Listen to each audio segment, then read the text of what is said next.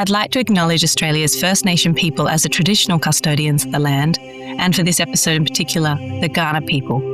I pay my respects to their elders past, present and emerging. It's not a bad job and lifestyle, and people still enjoy their jobs, enjoy their work. So growing grapes, making wine, that's all good fun. Selling it's a bit of a pain, but Louise got that job. This is Over a Glass. I'm Shanteh Wale. Joch Bosworth is the founder of Battle of Bosworth winery in McLaren Vale of South Australia. Alongside his partner Louise Hemsley-Smith, they craft high-quality organic wines in their very unique way. Hi, Joch. Thanks for joining me. Hi, Shanteh. Thanks for having me. Well, it's wonderful to be talking at the start of this brand new year. Of course, January is a time where it's pretty damn busy for you guys, so thanks for making some time. No worries. No worries. Now, tell me a little bit about kind of where did you grow up? Well, I haven't really moved very far. I grew up on the property that we have our cellar door and our winery and vineyards. And so I'm living in the house that my folks renovated in the early 1970s. So as a youngster, I got the renovation bug out of my system. So I have no ambition to do up a house or anything like that. But that was how I started here. Wow. So Grange Farm was the fruit farm that Peter and Thea started. Is that right? Yeah. Well, they didn't start it. So Wollonga was settled, I think, 3 years after South Australia, so 1839. And this property was a mixed farm basically from the early 1840s onwards. And my folks bought it as a completely run-down mixed farm in the 70s. So it had a few almond trees and a few paddocks where there were a few sheep, and they grow a bit of oats. But almonds was sort of the most progressive part of the farm, and that was really 1950s in Wollonga. So the house had one running tap on the outside. The house is probably about 1840. It was sort of a bit of a knockdown job, according to a lot of people that looked at it. And it's a bit of a hippie commune. So there was, a couple of young girls and a goat living here, and one tap, and not much else. Well, how the tides have changed in that time. Now, tell me a little bit about moving from almonds into other agricultural delicacies like grapes. When did that kind of come about, and why move from almonds? Yeah, well, that was really my old man. So he and his brother ran a local Holden dealership in McLaren Vale, and he built a house and had a small vineyard with it, and he got taught to prune and all of that sort of thing. And he realised that he didn't actually like people. Being in sales was completely the wrong thing for him to be doing. So he sold his share to his brother, and then bought this place, and then started planting grapevines. And we ran almonds in parallel for a while, but he hated almonds.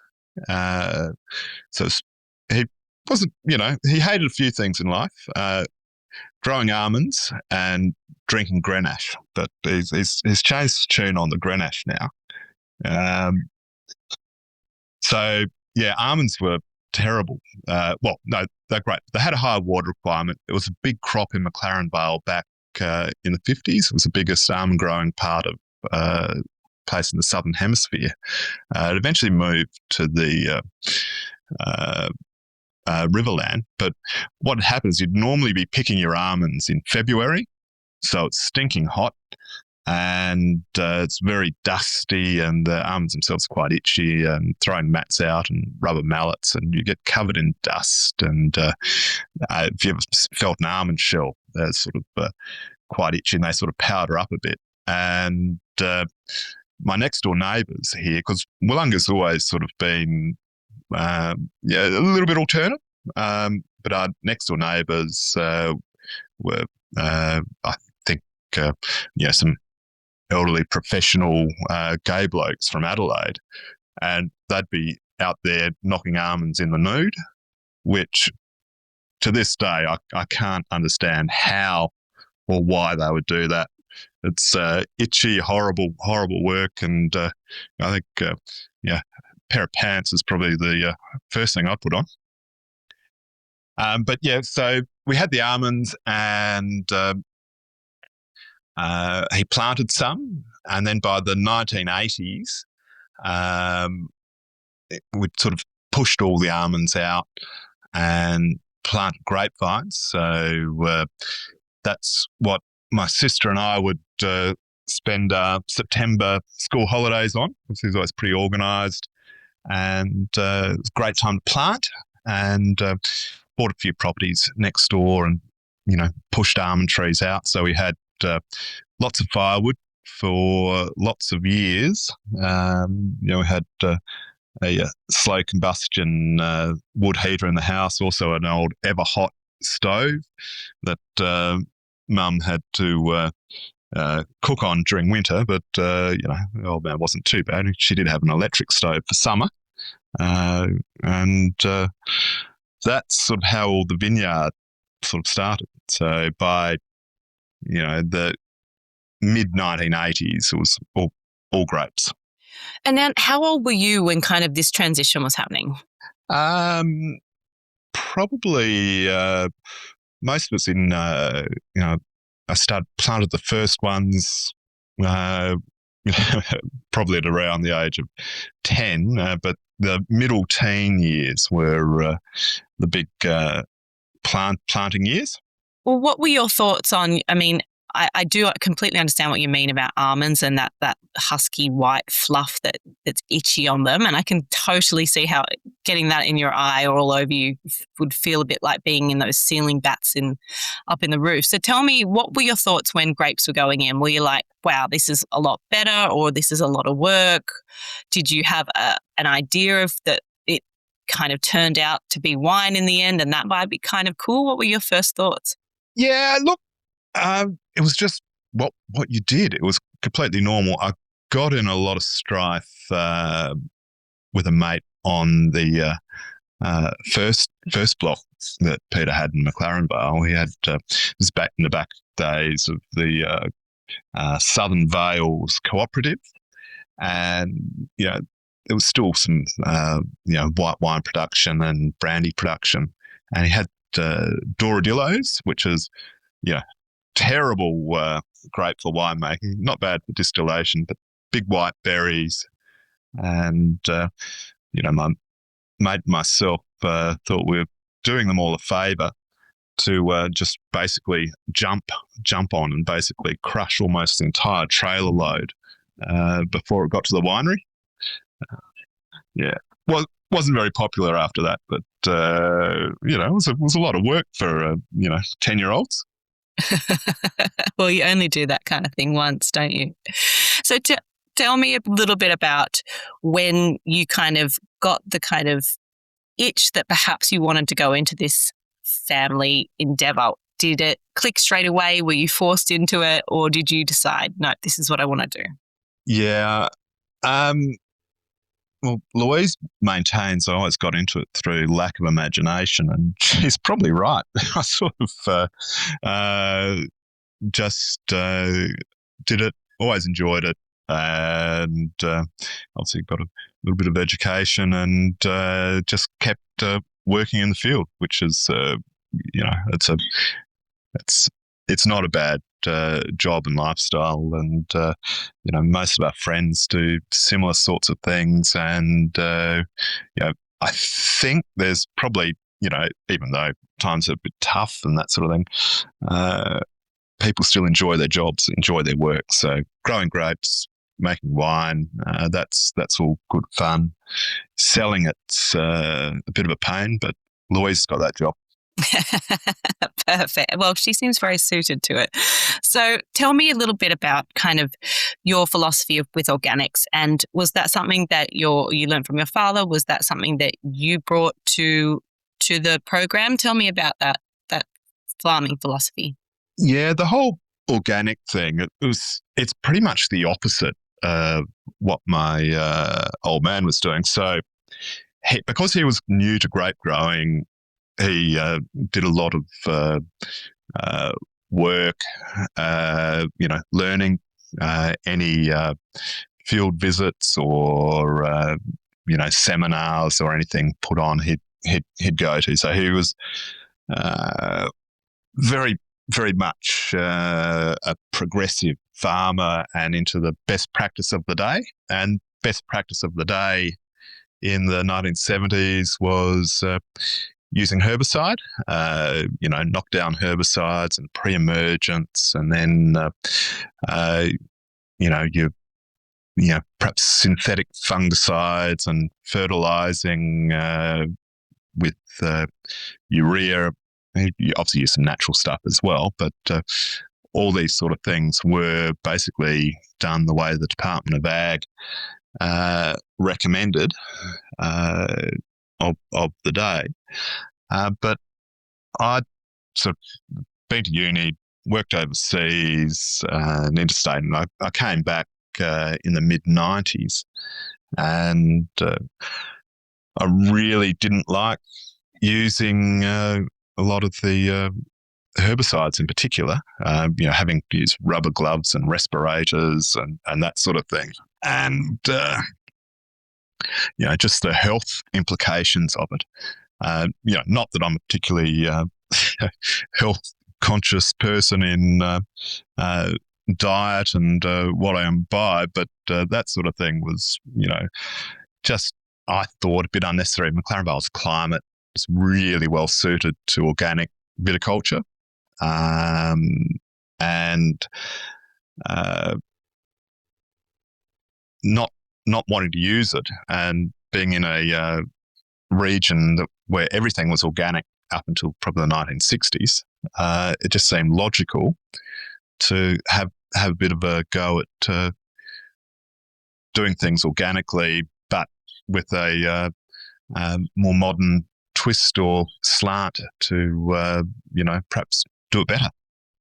So that's how I came to it. We had the sour, so we had a lot of natural advantages. So the sour sob has a reverse life cycle to the grapevine, and we figured if we could harness it, it'd make life a lot easier. And so I had the big come home call in the mid-90s. So I did. I basically started running the show, and he was quite happy for me to have a go at running a third of the place organically, because even though he'd been, doing it to the Department of Ag best practice, he didn't really enjoy that side of it either. And after, the first 3 years, the sky didn't fall in, because, you're farming, it's your income. We didn't get swamped with diseases. Our cropping levels changed a bit, but our fruit quality probably improved. And, it just seemed very obviously a better way. So we bit the bullet, and, so that was 30 years ago. And, now that's just the way we do things. Now, this may come as a surprise to you, but the first organic wine that I ever tasted and I was aware of was your wine. A long, long time ago, when I returned from overseas and landed back in Australia and decided wine was something I wanted to do. And I'll never forget taking home a bottle and going, oh, what's this saying, organics? What does that mean? It's probably something I should look up, seeing as I think I want to do this wine thing. And I'll always remember the sense of wildness, but abundance of fruit and living beings in your wine. I just remember being like, wow, this is something else. And I never forgot the name, the way that it looked, that gorgeous yellow color of your labels. It's always stayed with me. Tell me, when you go to have your own brand and you decide, okay, we need to come up with a name. Tell me a little bit about naming the Battle of Bosworth. It was pretty easy, really, because my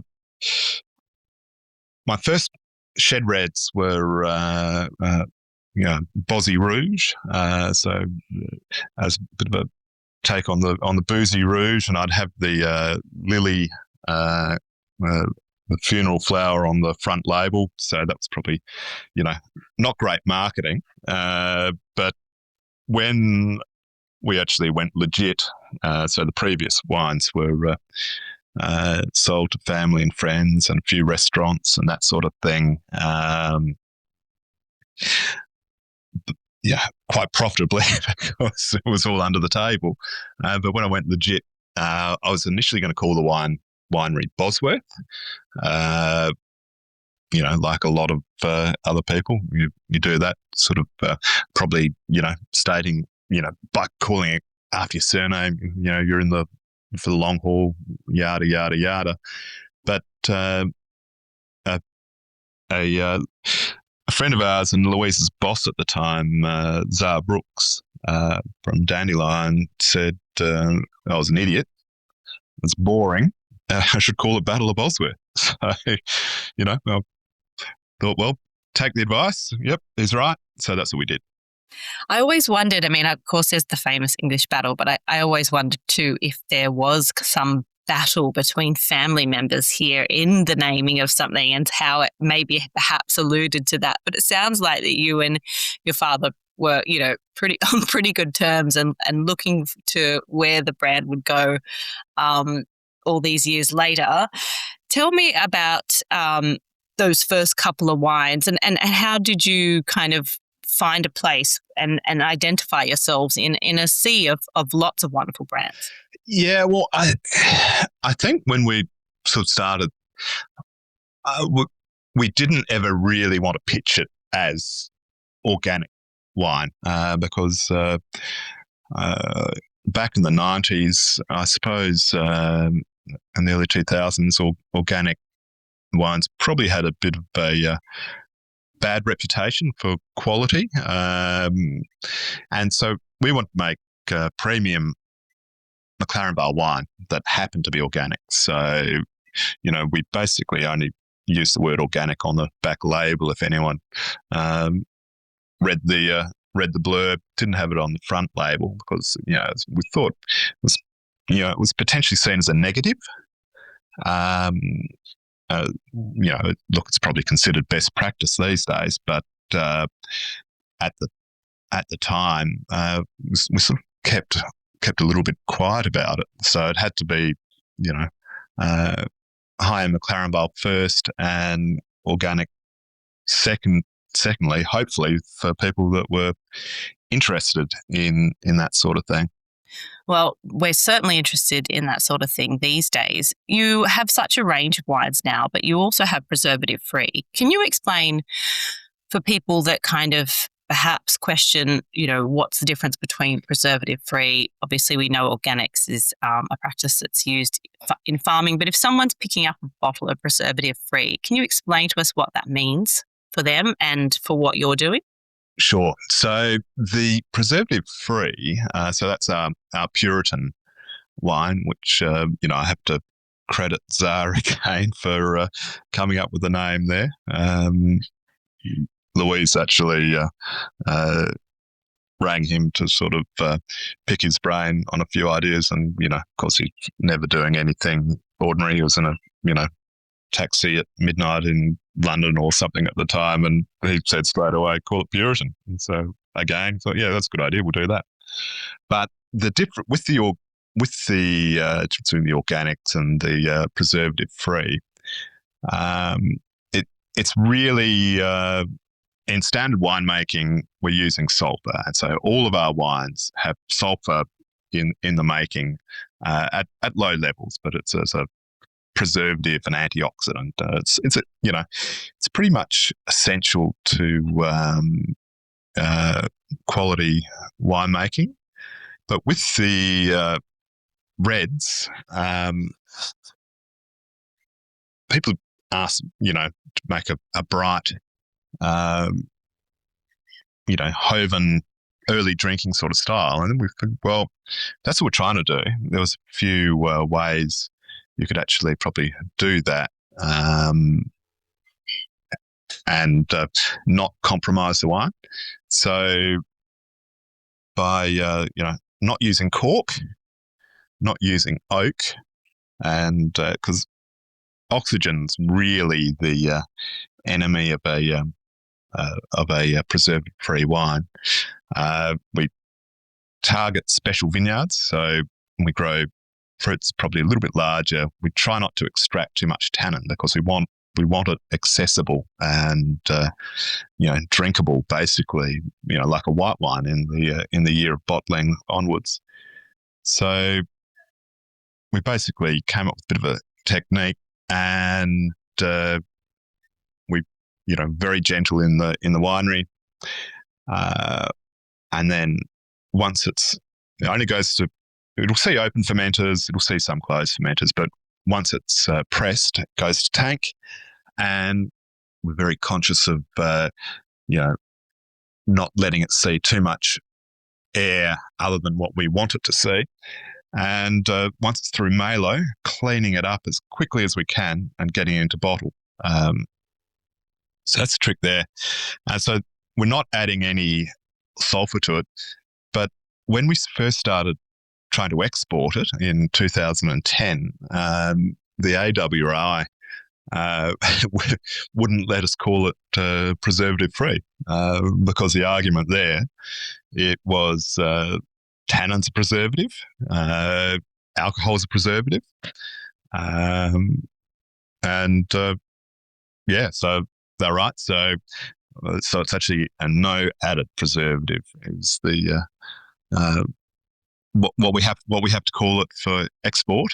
But again, it's a technique that works. So those initial wines from 2010, they're still fine. They're sound. It's actually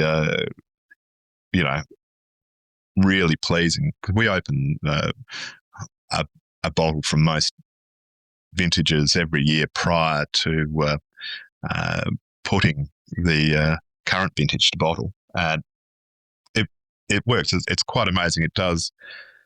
It's much better than it has any right to be, which is great. So it's really quite pleasing. But I'm not brave enough to do a white. I can't quite see how that's going to work. So yeah, we've had people ask for it, but we're not going to do it.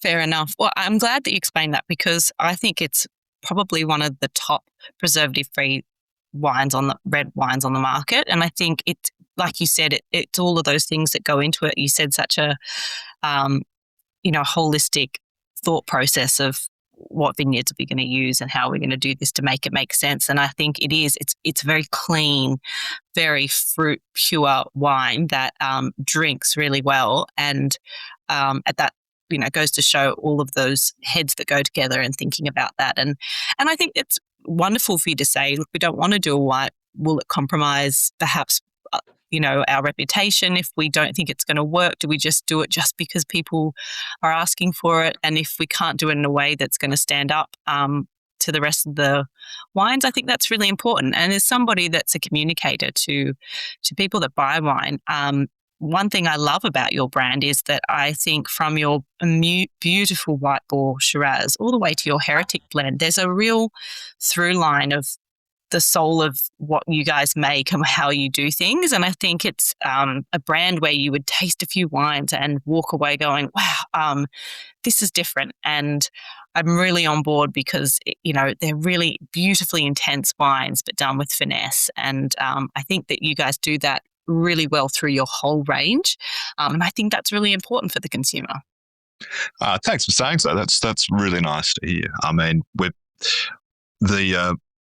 brightness and fruit purity is something that we've always sort of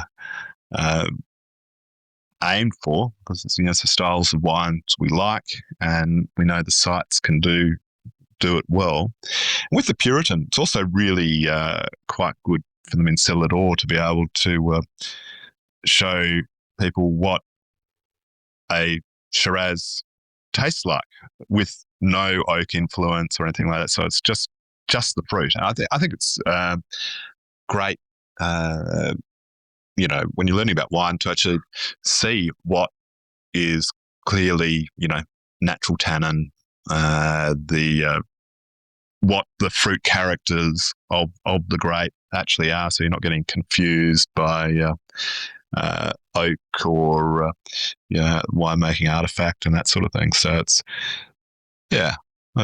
good fun. I agree. I think it's a very similar thing to go and try Chardonnay in that way too, looking at Chardonnay from limestone or whether it just be unoaked Chardonnay from a warmer climate, and just looking at what that beautiful flesh looks like before oak, and then seeing how well it does in. I agree. I think sometimes stripping things back and doing a bit of a deep dive to get a real understanding of like what is naturally there is an important lesson.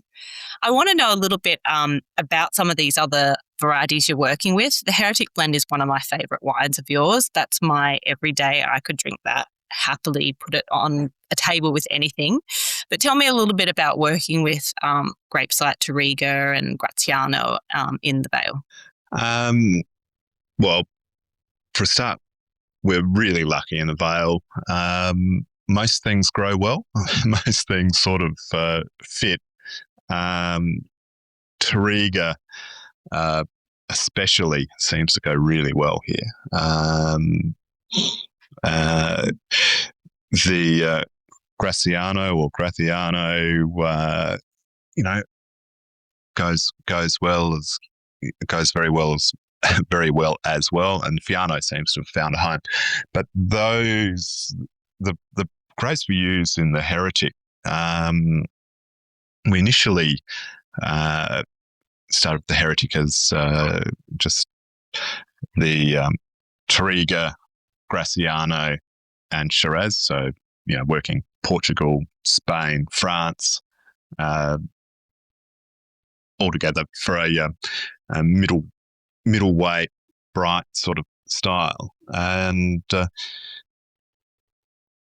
then after a vintage or two of it, we had a patch of Mataro, and on the blending bench, the Mataro just improved it out of sight every year. So we've started blending that in, and that's really lifted the wine to another level. It drove Louise bananas, though. She said I'd ruined her story, adding extra variety, and sort of confuses people a bit. But they probably work better all together. As the sum of the parts is probably stronger than the individual. Or that being said, we do obviously do lots of individual Shiraz, and we do straight Tourigas some years. We've done some straight Grazianos some years. I haven't done a straight Mataro yet, as much as I'd like to. Louise would not be happy. We've got far too many wines already, and we're meant to drop one in order to add one, but we haven't really done that. So the sort of the number of different wines have just increased too far, too much. We need to cull some, but it's hard to kill your children. That's true, and it's the pro and the con of the creative soul, isn't it? But I'm can see both sides. I think sometimes when you think about a brand and they're just new SKUs coming on every 5 seconds, just really hard, and you sometimes can get lost and muddy the waters a little bit. But at the same time, I think, what if it's the next best thing that you've ever done? This new kind of brainchild, and I think that Heretic Blend for me, I have seen that wine change with different proportions, but for me, it's always delivered kind of what I expected in this just crunchy, bright, focused with like a lovely kind of journey through the mid palate of a bit of flesh and, fine tannins. I think that's just such a fun wine, and I've actually liked watching it change over the years as well. But, still, I feel it still stayed true to its story. So, Louise, you've done a great job there. Tell me a little bit about your daughters, Cecilia and Peggy, and them getting involved in the business. Is that made you the most chuffed dad ever? I don't know about that. It was very pleasing when Celia decided to do wine science and vet at Adelaide. She's got 1 year to go. She's getting more and more into it, which is great. Peggy, when she did a tasting with her yesterday, she's sort of doing she's just got her RSA, so she's doing a little bit of cellar door work. She's only she had a gap year in Europe, and she was working, and she visited a few friends and that sort of thing. But she seemed to be a specialist of drinking the cheapest Chardonnay or rosé on a wine list. So or in a bar. So she started to get a bit of a taste for wine. So that's good. And she's got she's always had a Shane Warne diet. She's the kid who only ate cheese, pizzas and baked beans, and easy to travel with because tins of baked beans travel well. But, we don't know whether it's because she's got a very good or very bad palate. So we'll see what happens. If they're interested and capable of, taking over, I think that would be fantastic. It'd be great. But, whether it'll happen or not, you don't know. But at least having a go means they can make the decision themselves. Spoken like a true Aussie with that laissez-faire attitude. I hear that time and time again. It would be the best thing ever if they decided to, take the next generation into your Battle of Bosworth, but also that they perhaps may not as well. And I think that that's a beautiful way to, not put, too many, hard shoulders on them about what they need to do. And most of the time that attitude means that they tend to come around and go, you know what, I think this is pretty cool, this business, Dad, this wine business. So fingers crossed that happens for you. Exactly. Yeah, no, fingers crossed indeed. And Peggy, I'd like to say I am a huge fan of baked beans. I've been eating baked beans my whole life, one of my favourite foods. So I reckon she's going to have a ripping palate. Yeah, well, we don't know. It's sort of she had her first piece of lettuce, I think last year at Russell's Pizzas, where she'd worked for a long time. Gerard and Emma, whose business it is,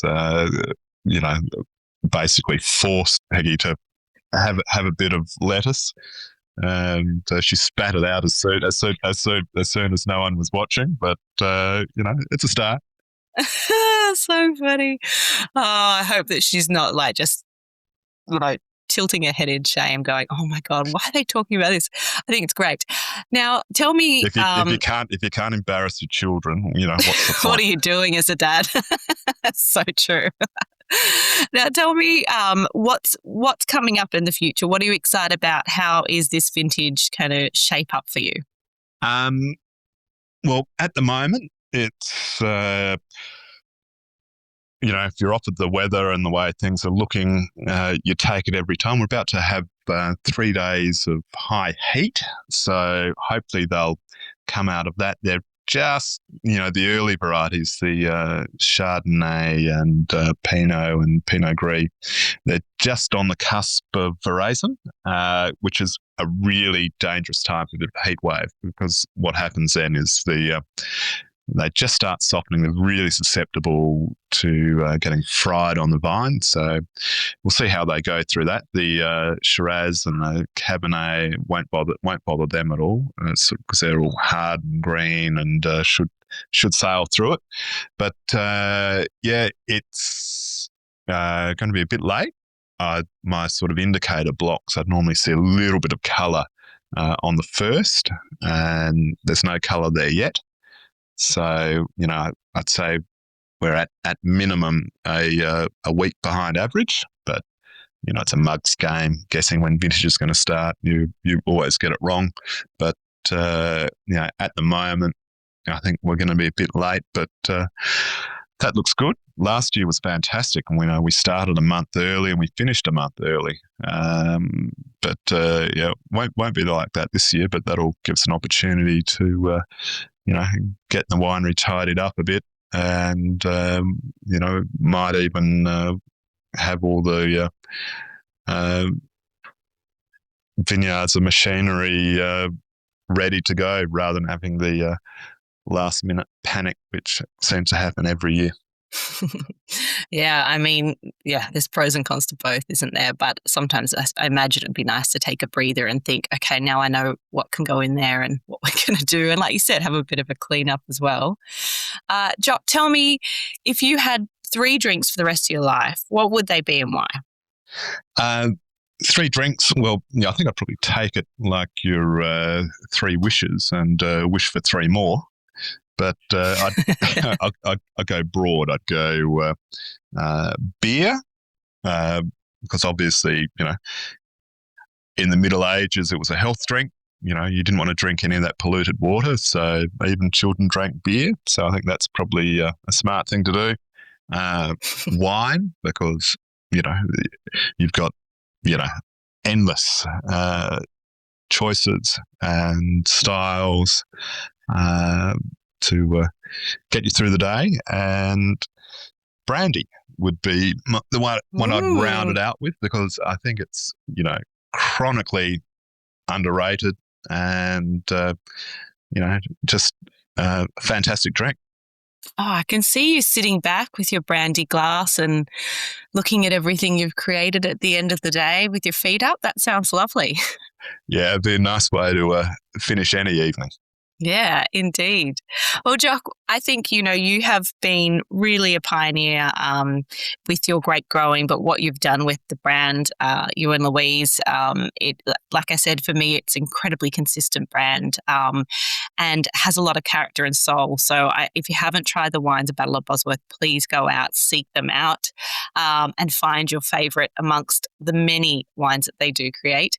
Thank you for your time today. Best of luck for the vintage and best of luck with January and all of 2026, Joch.